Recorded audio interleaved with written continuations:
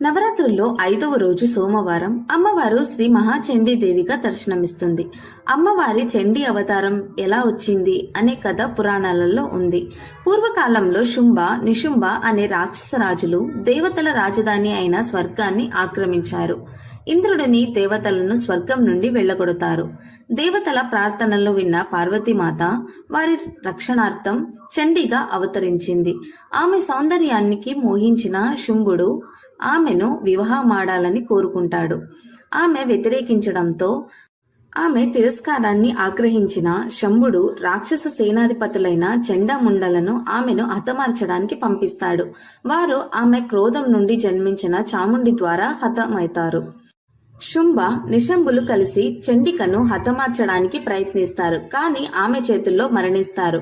వారిని వధించిన తర్వాత చండిక కొంతసేపు నీల్ పర్వతంపై విశ్రమించినట్లు